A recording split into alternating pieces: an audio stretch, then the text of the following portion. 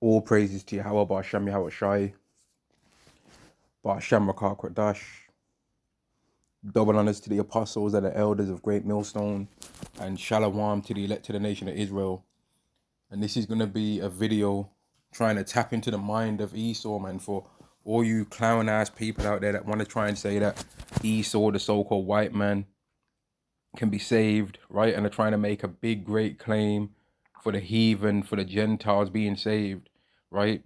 Esau, for damn sure, has this mindset that I'm about to read, which is the zero sum game mindset, right? But the heathen nations as well, they have it too, man, right? They have that mindset too. Now, I'm gonna read this, and I'm like, I might mention briefly certain scriptures and stuff like that in the Bible, right? For example, like the book of Habakkuk, the second chapter, describes a lot of these things that I'm gonna explain in this lesson, man. But the main video is gonna be about trying to open you up to the mindset of these Edomites, man, to try and show you that these people cannot be agreed with, man. A group of people that think like this cannot be agreed with. You cannot get along with them because eventually their covetous nature is going to lead to them bringing the sword every single time, right?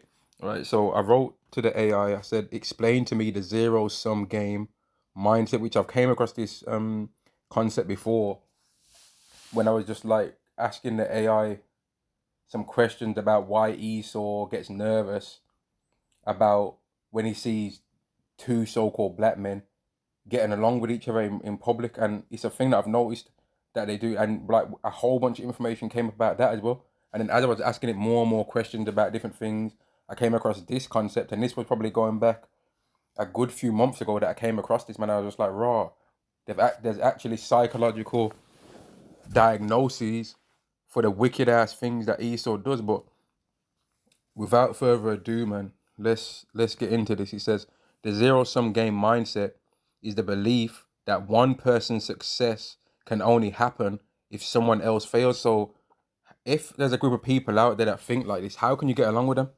Because when they're saying they want to make America great again, for example, yeah, they're gonna be making America great again at somebody else's expense. They're not going to be making America great again and not harming or hurting anybody else. And in order for somewhere for America to be great, for example, somewhere else is going to have to not be great. You see what I mean? In order for America to win in their mind, somewhere else is going to have to lose. This is the kind of mindset that these people have, man, these Edomites, right? People with this mindset view life like a single pizza. If your friend takes a big slice, it it means there is automatically less pizza left for you. In this way of thinking, and this is why you hear terms from these Edomites like, oh, the earth's overpopulated, right? Oh, they're taking all the jobs. They're just taking, like, people are just taking all the jobs. Like, there ain't no jobs out there for no, oh, they're taking all the houses. They're taking all the houses. They're taking all the jobs. Like, there's just nothing left. Oh, that's a DEI hire. Oh, the only reason why they got that job is because they're a DEI hire, not because they actually had the qualifications. Because they're a DEI hire, so and then you know what's funny? Some of these people that will be screaming all this DEI hire stuff. They ain't even got the qualifications for that certain job themselves. Some of these jobs that you people are complaining that immigrants are coming over and taking, why haven't you got the skills to do them then? Do you even have the skills to do them? Because if you don't, what's your complaint about?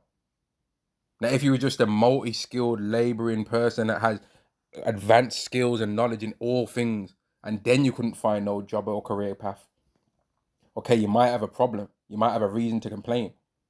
But if you're not even the best person for the job yourself and only want the position because you want to try and get it through nepotism while claiming that it's through meritocracy, or oh, this is through merit, this is because I'm skilled, you're a liar. You want to really get the job because you're an Englishman, because you're a so-called white person, because you're an American, but you want to try and get it through the guise of, oh, I'm getting this because I'm actually the best person for the job, when you know that you're not really. You just want it to be assumed that you're the best person for the job because you're a so-called white man, an Englishman, a American, a so-called white man, a so-called Edomite, which really it's an Edomite, not a so-called, really you're an Edomite. You want to be able to just get a job because you're an Edomite. Oh, I'd like to get this job as a manager for District and Global USA. Okay, so let me tell you the skills. First skill is I'm an Edomite and I'm a man. Give me the job. Oh, you should have said that before, you silly bugger. Why didn't you say that before? You're hired. That's what you want the world to be like for you, man. And then you want to be able to bring in skilled people of other places, and you'll even accept it being skilled people that are not even your own race, as long as it means that you're the manager, as long as it means that you're in charge. But the moment that you want to try and that them lower paying jobs that are given to so-called black people or anyone of any other race come through, then you want to try and if there's a position that your people want, then you're out. Well, he's got to get fired then, and that's why there's a whole hire and fire thing within this world, man. That I've experienced on many occasions, a hire and fire system in several career paths or several jobs. Not even I can't even call some of these things careers. In several different jobs, man. There's a thing where they try and hire and fire Jake. There's a thing that they do, man. They'll try and do trickery and witchcraft, antagonize you on the job, say unprofessional things to you, and when you respond in any kind of way that they can try and deem unprofessional on your side, they'll try and get rid of you. But they baited you into it, man, using witchcraft, really. Right? This happens, man. Now, some people will say, oh, nah, it don't. Well, maybe that's just not a thing that Yahweh's made you experience in this world, man. Maybe that's just not the path that Yahweh's made, a thing that Yahweh's made you experience, but Yahweh's going to make all different kind of men on this earth but experience different things so that we can judge this world and vocalize our disgust towards it, man. Because certain things that someone else might mention, somebody else might have experienced things where there was to do with smoking weed in this world and how Esau tries to help push Jacob in that. Well, I've always been able to, no matter how many weed smokers I was around, I've always been able to quite easily never smoke no weed ever once in my life. It didn't really make no difference to me. I didn't ever want to bun a spliff and go twos on that and have my lips all black and that. I never really wanted to be no weed smoking ass ninja. I didn't really care for it, mate. But then there'd be another thing that I've gone through that somebody else will look at that like, man, why are you struggling with that for? I ain't never struggled with that. Well, how it makes different people struggle with different things, man. That's just how it goes. We've all got a claim and a grievance against this society, and it's not a competition, right? Every single one of the claims that all of the Israelites are going to have against Esau's system are correct, man. Including this, where Esau has the zero-sum game mentality and he's covetous against anything that anybody else has that he thinks he deserves first. Right? So let's read that again. It says, people with this mindset view life as a single pizza. If your friend takes a big slice, it means there is automatically less pizza for you. So if you're friends with an Edomite, right, and you start getting better things in life, you get a big house, you get a big car, right, a good, nice car, you've got a pretty wife, yeah, you've got a 7-bedroom house, yeah, you get a next secondary car, you got a holiday home, you start getting all these things, and let's say you're a Jake, right, to make it even worse in Esau's eyes, every single one of those things that you see, that you have, Esau is going to be looking at them like, man, because he's got them now, I can't have them. He's not going to think, well, okay, my friend's got a house, but there's other houses out there that are big as well. He's going to want your house. And he's going to be thinking of ways to get you out of yours. And that's why the scriptures say, don't let everyone into your house, for a deceitful man has many trains. And he's going to be thinking how to weasel you out of yours, man.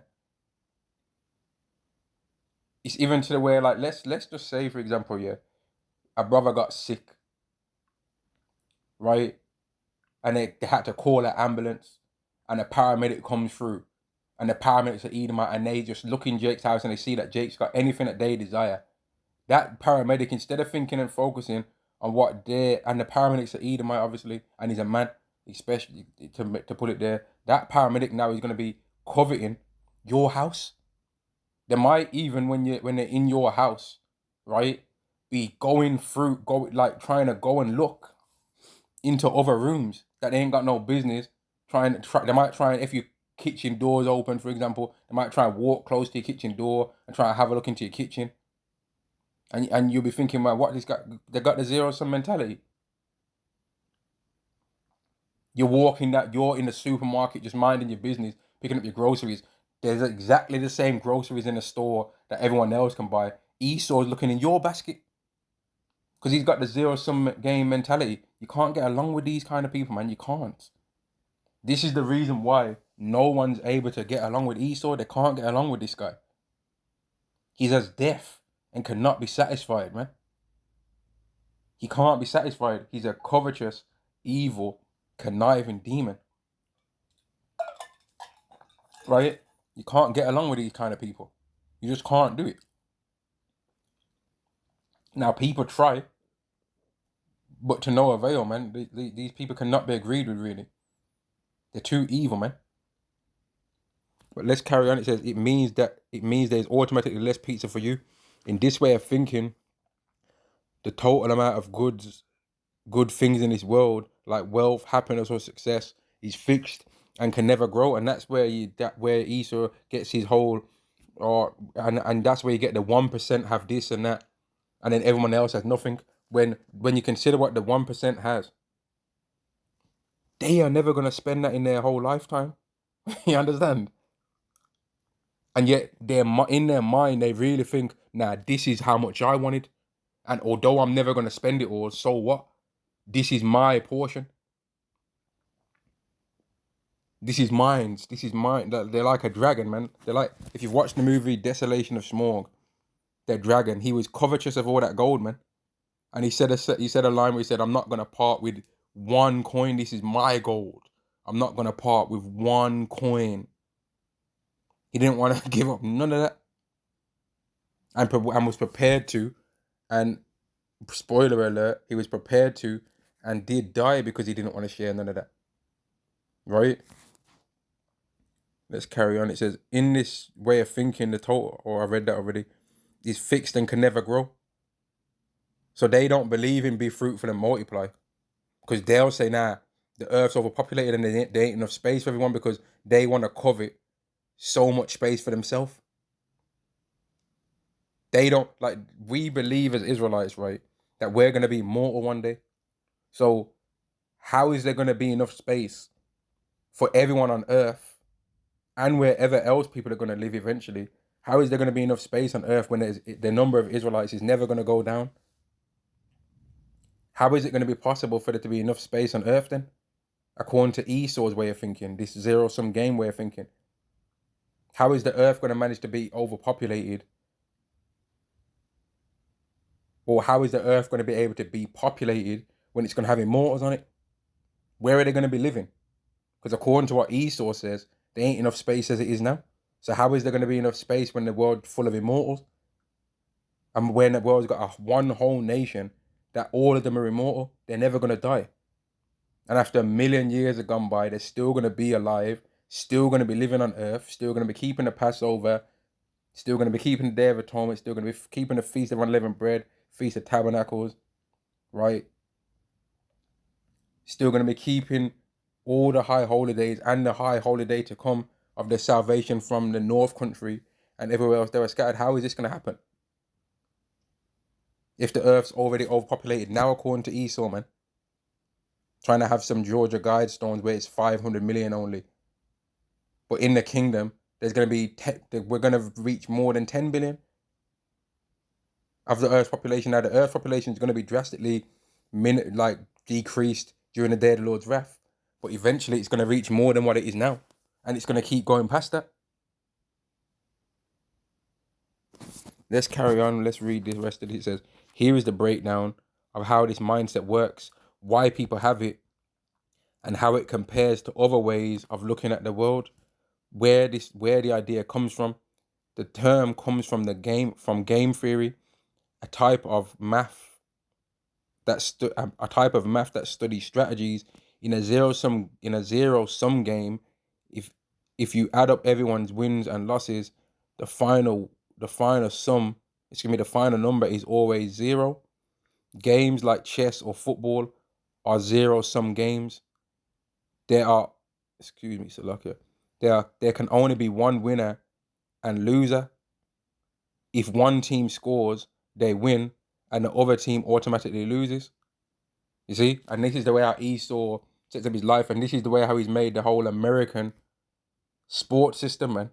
The American sports system is going to overtime, going to overtime. Now in the UK one, it's a bit different, right? You have the draws in football as the world calls soccer, right? But then when it starts getting down to the wire, it goes extra time, penalties, and you're gonna keep taking these penalty shootouts, right? Until someone misses or someone saves the shot, man. You're gonna keep going. And then if it's a Jake that misses, then they're gonna be told to go back to Africa, even if they wasn't even from there in the first place. But that's a whole nother story, man. And that's one of the reasons why I don't like football and I ain't watching none of this stinking ass, bitch ass World Cup, man. Fuck the World Cup. Yeah, that's how I feel about it. But that's a whole nother story. I ain't really care about football like that no more, man. I used to watch the World Cup, but like the way I'm seeing people getting gassed up over it, it's kind of demonic, to be honest with you. But anyway, that's a whole nother topic in itself. It says poker is another example. The money you win is the same amount of money that other players lost from their pockets. No new money was created. The mindset happens when people incorrectly apply this math to everyday life situations that are not actually games. How a zero-sum mindset shows up when someone looks at the world through a zero-sum lens, they see competition everywhere. At work, if a co-worker gets a promotion or compliment from the boss, a zero-sum game thinker feels they personally lost. They believe praise is limited, so praise for someone else means less praise for them, you see? How are you gonna get along with somebody like that on a job? If you work on a job with somebody that thinks like that, how are you gonna get along with them? They're gonna be continually, if they can't compete with you on a job, they're gonna be continually trying to get you fired so that you're not at the job in the first place. Or if they've got any kind of power or control over the employment or hiring process, when they look you up and down, they're gonna try and justify in their mind that, oh, this person wouldn't be good for the company, but really, right? They're just looking like, man, if this person gets around me, it's going to minimalize me. And I don't want to be minimalized because they're really envious that that person could be better than them. And that's how Esau thinks, man. And we as Israelites are definitely not supposed to think like that, man. We are not supposed to think like that. That's the way of thinking of a demon, man. Like I see Jake sometimes in their nice car and all this kind of stuff, and I think like, okay, you've like I ain't hating on him, but I think okay, you got a nice car, but like it's just a car at the end of the day. Like to get a nice car is not really as difficult as people actually really think it is, man. Right? It's not really as difficult as people think it is to get and to be driving around in a car that looks nice, man. It's not as difficult as you would think it is to actually do, right? And that's why you don't even have to be rich to be able to do it. You don't have to be rich. You don't have to be wealthy to be able to drive around. Excuse me, pardon me, to be able to drive around in a nice car. It looks nice, I guess, but you don't really mean anything. But I ain't gonna like overly covetous and be like, oh man, see, because he's got a nice car, that means that I can't have a nice car. No, that's not true. I could be able to get a car of that same kind or a different brand if I do the same things that they did, right? That's what we know. As Israelite, we know that. But Esau is the highest version of this kind of mindset. And there's some people of other nations, even amongst Israelites, that have this similar kind of mindset, right? And that's what leads to adultery, right? Because a man sees a woman, and instead of being like, okay, I like exactly what that kind of woman looks like. You know what I'm gonna do? I'm gonna find me a woman that looks like that. No, they'll think I like exactly what that woman looks like, so I'm gonna get me that woman. That's what leads to that, man. That's what leads to women hating on other women that are attractive. Instead of that woman being like and hating and making hating ass comments like, oh, calling her skinny. That what leads to old crusty hoes that are past their best, calling women that are younger than them girls. Or why you want to date young girls? They're women, mate. Because they're not girls when they're in a nightclub, are they? Drinking alcohol. It's not a girl when it's in a club drinking alcohol, is it? It's not a girl when they're getting splammed in by adult men. It's not a girl when they want to go on that holiday with that passport. It's not a girl then. It's not a girl when they need to be an adult to get into this place that adults enjoy. It's not a girl then, right? It's not a girl then. But you older women like to call younger women than you girls to try and make yourself seem younger. You're old, man. Get over it, man. Yeah, you had your chance. If you scuffed it down the drain and didn't find yourself a good enough man during that time, that's your problem. You should have made better decisions, man. Old hoes. Yeah, straight like that. Because Esau and women have this kind of mindset too, man. Women have this kind of mindset. Women are some of the most covetous people in the world as well, man. Women are very covetous, right? And that's why they love social media so much, because it allows them to covet after other people's lives. And then think that they deserve it just because they've seen it online. So, hey, let's carry on doing this reading. How a zero-sum mindset shows up when someone looks at the... See, it's mentioned certain things here, and I'm going to read it. When a zero-sum game... How a zero-sum mindset shows up. When someone looks at the world through a zero-sum lens, they see competition everywhere at work. If a co-worker gets it... Oh, okay, I read that bit already. In relationship, if a friend makes a new friend, a zero-sum thinker might feel jealous, believing that love and attention are limited resources, and that's how what women think, man. Right? Which goes into what I was saying before, women have that zero-sum game mindset because this is one of the reasons why they're so against men having multiple wives. Because in their mind, when they think about trying to deal with more than one man, once they start dealing with another man, they don't want to deal with the other one anymore. They normally stop dealing with the other one, right? You don't see too many women that want to try and think that they're men and try and do all this roster stuff, and they're doing exactly the same things with every single man. So they got one man, they've got 5 men, for example, let's say, that all pay their bills, laugh with them, joke with them, go out, sleep with them. They don't do that. They'll try and find multiple things from all different men, so then they get a relationship fulfillment through 5 different men, but they don't normally do the same exact things with 5 different men. Whereas a man will do the same exact things with 5, 10, in the kingdom, 1,000 different women. A man will laugh and joke, go out on dates, sleep with, kiss, have children with, and look after the children, help them be raised with multiple women.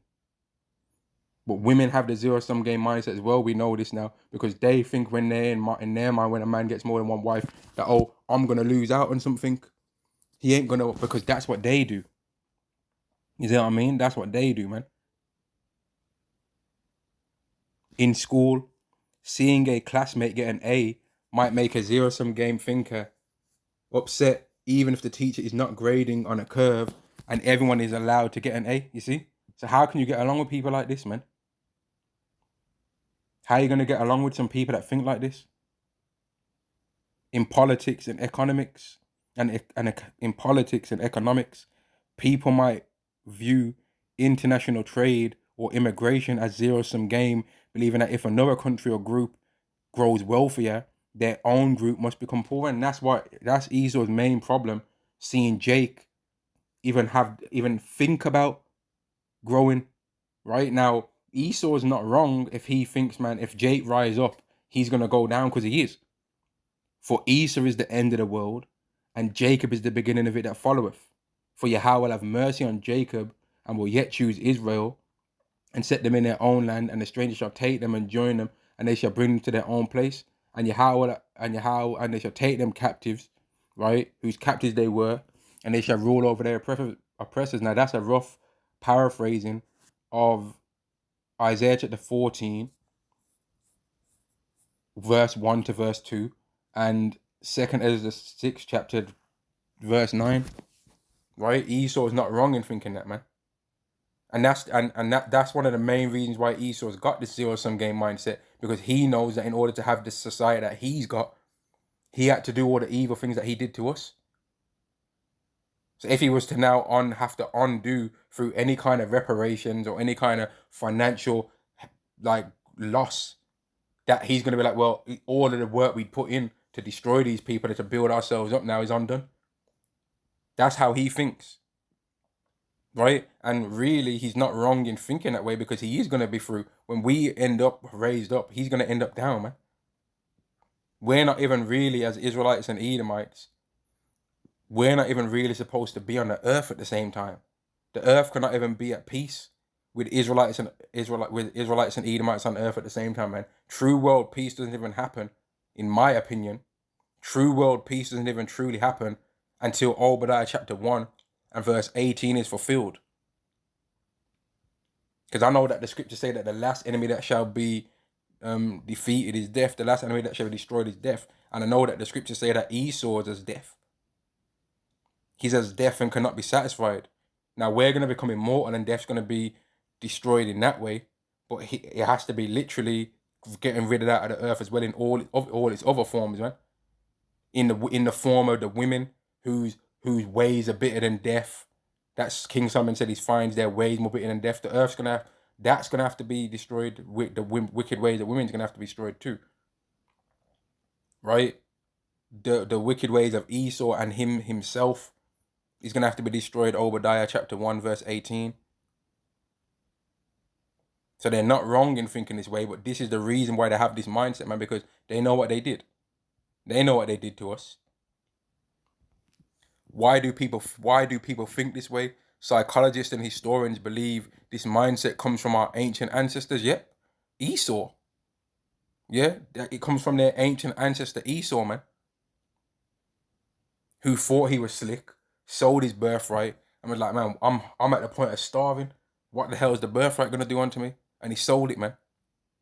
Thousands of years ago, humans lived in small groups where resources like food, water, and safe shelter were limited. Where are you getting that from? The Garden of Eden had abundance, so I don't believe that. It says if another tribe took the water hole, your tribe lost access to the water. Well, is that what was happening during the time of King Solomon? No, it ain't. During the time of King Solomon, did all nations have things? Yes, they did. But Esau's bugged out way of thinking has made people believe this stuff, man. In the kingdom, all the other nations are going to have things to give. They're going to have things to be able to trade amongst each other. And we're going to have as well. When you don't even treat the earth in the right way, that's the reason why it appears, even though it still ain't true, that's the reason why it appears as though they ain't enough. Because you're not even treating the earth in the right way for it to produce what it can produce. If you're complaining that a house is too hot and you ain't even utilizing everything to make the house be cool, open up the Ross Clark windows, man. Buy some damn fans. Do the things that you need to do to make the house cool down. Before complaining, oh, he's too hot. Esau complaining, oh, it's not enough. There's not enough. You ain't even doing all the things you need to do to make there be enough. Even if it was true that there wasn't enough, which is not. Even though modern society allows us to create new resources, grow economies, and collaborate, our brains still sometimes rely on this old survival instinct, and that's just only because Esau's in charge right now. So his way of thinking is what most people think. Zero sum versus non-zero sum, the fixed pie versus the growing pie. To understand this mindset better, it helps to compare it to other ways of thinking, which the growing pie is what we as Israelites are going to have, man. Right? And I ain't even came across this idea yet, but I can just tell that this is the mindset that we're going to have, right? It says zero sum, win, lose, your gain is my loss. Positive sum, we can both win, right? So there's a pie. You've got some pie and I've got some pie. Now calm the fuck down. Yeah, that's the Jake way, the Jake translation, man. You've got some pie, I've got some pie. Calm the fuck down now. Yeah, and we'll bake another one. Yeah, another pie can be baked. Relax. Yeah, a few pies can be baked, mate. Yeah, and then people can get some of that slice. Okay, they couldn't get a slice of this pie, bake a next one, and you can get some of that one. Yeah, let's read this growing pie. If we work together, we can bake a bigger pie so everyone gets more. Exactly. That's the kind of mindset that we're gonna have in the kingdom. And I know there's plenty more things that it shows about this. And I could you know what? I'm gonna read this here. It says the hidden danger of zero-sum thinking. While some situations in life are genuinely competitive, treating everything as zero-sum game can cause major problems. Research shows that a heavy zero-sum game mindset ruins trust and stops cooperation. And because the iniquity shall abound, the love of many shall wax cold. And except those days should be shortened, there should be no flesh left to be saved. But for the elect's sake, those days are shortened. A zero-sum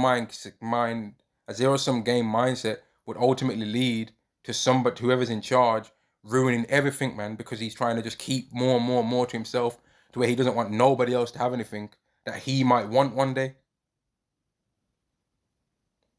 Research shows that a heavy zero-sum game mindset ruins trust and stops cooperation, this is the reason why Babylon the Great is going to be destroyed, man, because Babylon the Great's the heaviest one with that mindset.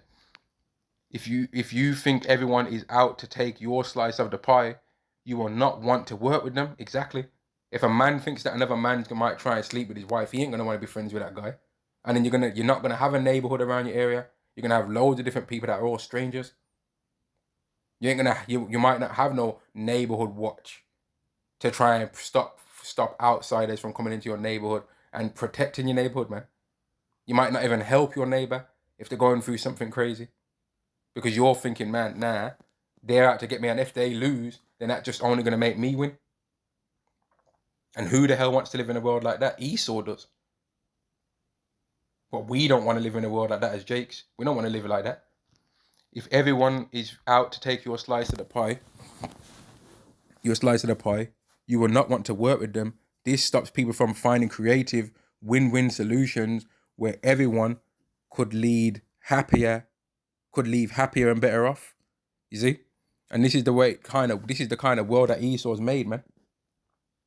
And this is why iniquity is abounding and the love of many is waxing cold, man. And this is the reason why this society needs to change, and why we're waiting on a new heavens and a new earth wherein dwelleth righteousness, man. And hopefully this was a bit eye-opening to people, and that maybe never came across this mindset before, man, and across this idea. But it's a heavy idea of what the so-called white men, who is the real Edomites of the Bible, this is the way that they believe. And this is the reason why they do the things that they do, man, because they're Edomites, right? And they're still jealous and envious of the birthright that they believe Jacob stole from them when it was his before the foundation of the world. Shalom.